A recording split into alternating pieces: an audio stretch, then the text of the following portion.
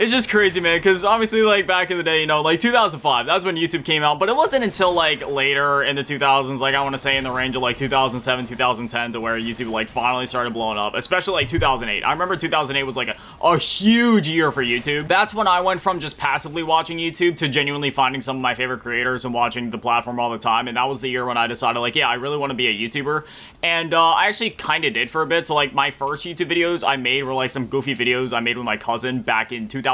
After that, that was kind of it for a while until, like, oh goodness, what year would that have been? Sometime in the 2010s, I ended up making, like, my own first official channel, and my first video was, like, a split-screen gameplay with me and my one friend. We were having a sleepover on Modern Warfare 3 Survival, the original Modern Warfare 3, obviously. Survival on the map, the Underground. I remember we were doing the one strategy that we always did, because back then, right, you know, nowadays, when it comes to, like, strategies and stuff in Call of Duty, everybody's like, oh, man, you gotta do this meta strategy that everybody in YouTube Shorts, TikTok, and, you know, just YouTubers in general are doing. You know, you gotta min-max your time and do this, that, or the other. But back then, man, you know, not even just with Call of Duty, but just video games in general, like, sure, you had some of those strategies that, you know, like, everybody knew about, or, you know, it was everywhere online in the gaming magazines. It was like, all right, you know, this is the strategy that you do for this in this game, or there's, like, certain techniques or cheat codes you can do. Like, everybody knew about the catwalk in Durice and the stage in Kino. But then there was other things, sort of like MW3 Survival, where it's like, all right, you know,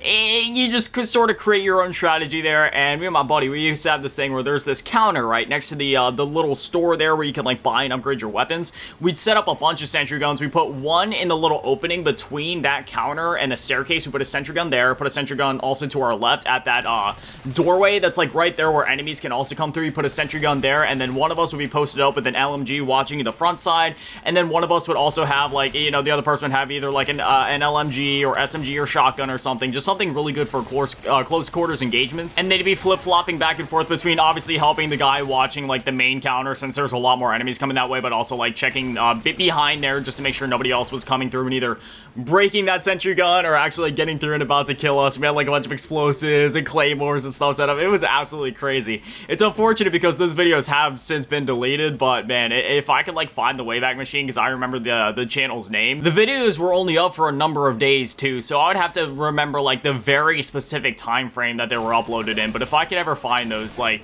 I would genuinely be willing to share those with you guys on this channel, because that, I mean, that was, like, my first YouTube channel when I finally went all in and did it.